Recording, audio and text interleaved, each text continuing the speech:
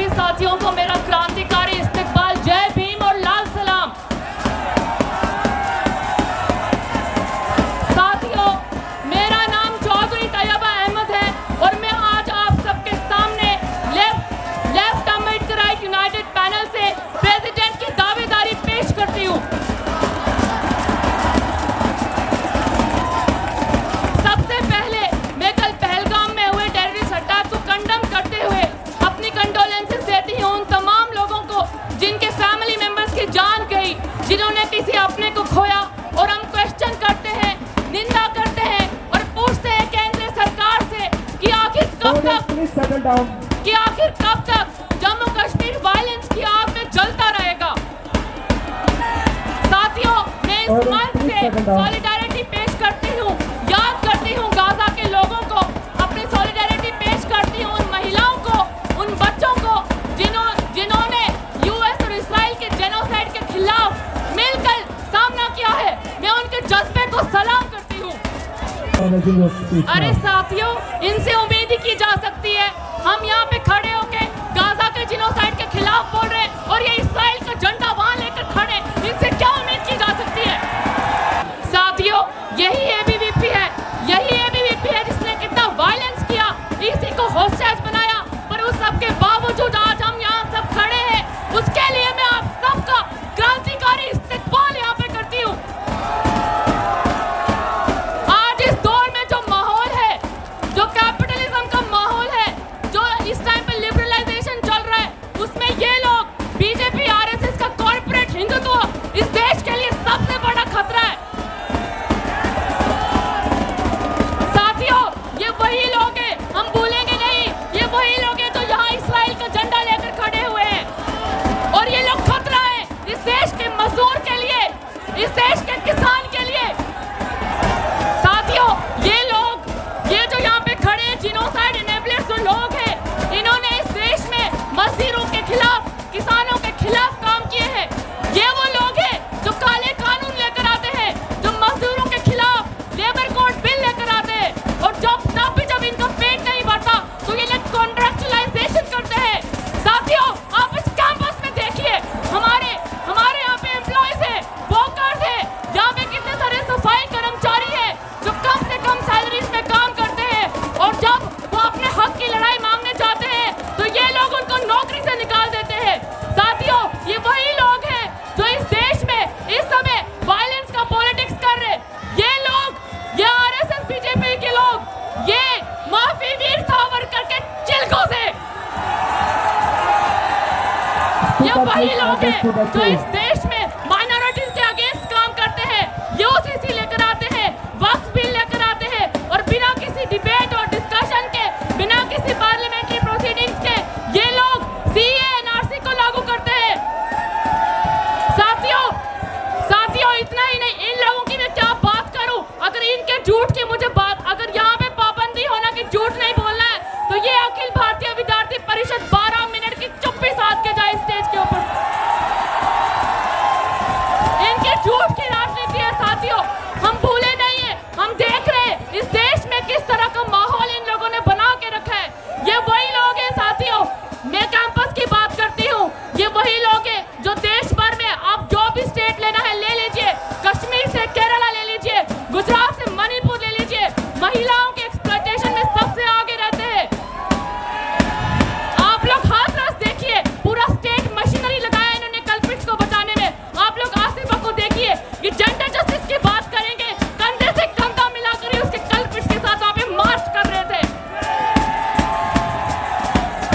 साथियों, ये वही लोग हैं जो बिल्किस बानो के रेपिस्ट को माला चढ़ाकर स्वागत करते हैं। अरे इनसे हम क्या उम्मीद करें, इनके फितरत हमें पता है, इनके झूठ की राजनीति हम सबको पता है। साथियों, मैं आप लोगों को 1990s पे कैंपस पे लेके जाना चाहती हूँ, जब वाजपेयी की सरकार थी और एबीवीपी के यही कार्यकर्ता इस कैंपस में लड़कियों को छेड़ते थे। उस समय स्टूडेंट कम्युनिटी साथ में आई और जीएस कैश लागू करवाई। साथियों, लेकिन हमने देखा कि जैसे ही इनकी सरकार वापस आती है, हम देखते हैं मामी डाला पपेट, बीजेपी आरएसएस का पपेट बैठकर वहां पे जीएस कैश को स्क्रैप करता है।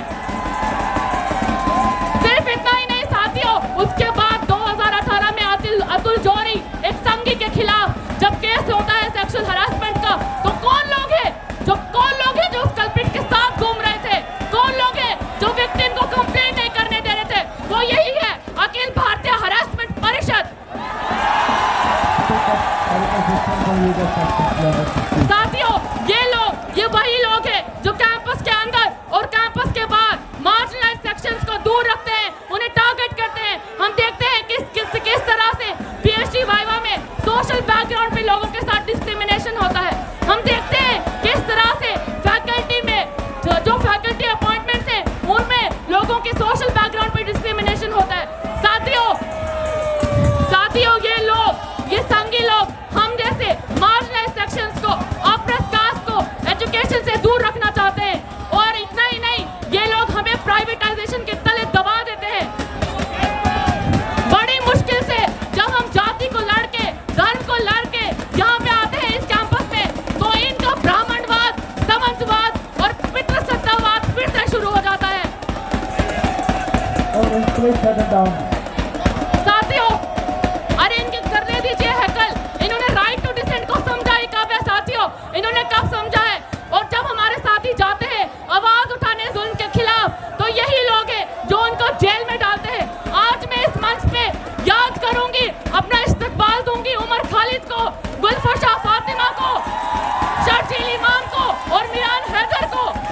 तो यही लोग हैं जो पूरा का पूरा स्टेट मशीनरी लगाते हैं राइट टू डिसेंट को खत्म करने में।